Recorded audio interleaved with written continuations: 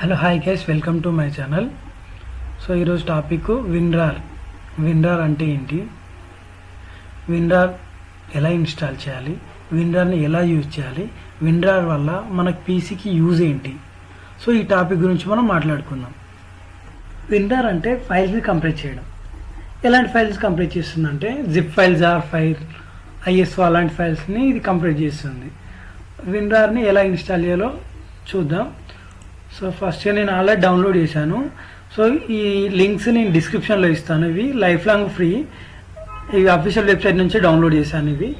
So నాది 64 bit కాబట్టి నేను 64 బిట్ని నేను ఇన్స్టాల్ చేస్తున్నాను. ఎలా ఇన్స్టాల్ చేస్తున్నాను, ఇలా ఓపెన్ చేసిన తర్వాత డబుల్ ఓపెన్ చేసిన తర్వాత ఇన్స్టాల్ కొట్టండి. సో ఇక్కడ ఏమేమి ఫైల్ కావాలి, ఐఎస్ఓ ఫైల్, ఇవన్నీ సెలెక్ట్ చేసుకోండి. ఎందుకంటే మనకి ఇవన్నీ ఈ ఫైల్స్ అన్ని కంప్లీట్ చేస్తుంది. RAR file, zip file, 7z files, ARZ files, BZ2 ఇలాంటి ఫైల్స్ అన్నిటినీ కంప్లీట్ చేస్తుంది. ఓకే కొట్టేయండి. ఓకే కొట్టిన తర్వాత దాని విన్రార్ వల్ల మనకు యూజెస్ ఏంటి, మెయిన్గా వైరస్ ప్రొటెక్షన్, ఫైల్స్కి వైరస్ అటాక్ కాకుండా చూసుకోవడం, అండ్ ఎలాంటి ఫైల్కైనా పాస్వర్డ్ ప్రొటెక్షన్ ఇవ్వచ్చు, అండ్ మెయిన్గా ఇంకా ఫైల్ సైజు తగ్గియచ్చు. 5 to 10% ఫైల్ సైజ్ తగ్గియచ్చు. మనకు స్టోరేజ్ ప్రాబ్లం అనేది ఉండదు. అండ్ ఈ ఫైల్ని ఈజీగా మెయిల్ ద్వారా దేని ద్వారానైనా మనం ఈజీగా షేర్ చేయడానికి ఉంటుంది. మనం ఇప్పుడు ఫైల్స్ని ఎలా కంప్లీట్ చేయాలో చూద్దాం. నా దగ్గర రార్ ఫైల్ ఉంది. దీన్ని ఎలా నార్మల్ ఫైల్కి కంప్లీట్ చేయాలో చూద్దాం.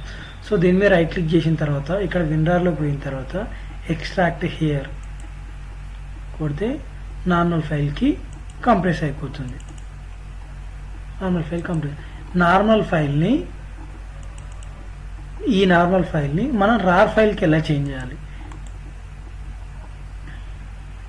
ఇక్కడ రైట్ క్లిక్ చేసిన తర్వాత విన్రార్లో పోయిన తర్వాత యాడ్ టు ఆర్చివ్ క్లిక్ చేస్తే ఇక్కడ రార్ ఫైల్ కావాలా, జిప్ ఫైల్ కావాలా, ఎలాంటి ఫైల్లోకి చేంజ్ చేయాలి అనేది మనం చూజ్ చేసుకున్న తర్వాత ఇక్కడ మీకు పాస్వర్డ్ అవసరం అయితే పాస్వర్డ్ ఇవ్వండి, లేదంటే నేను పాస్వర్డ్ ఇస్తున్నాను 1 2 3 ఏదో ఎగ్జాంపుల్ ఒక పాస్వర్డ్ ఇస్తున్నాను, దాన్ని ఓకే చేసి క్లిక్ చేస్తున్నాను.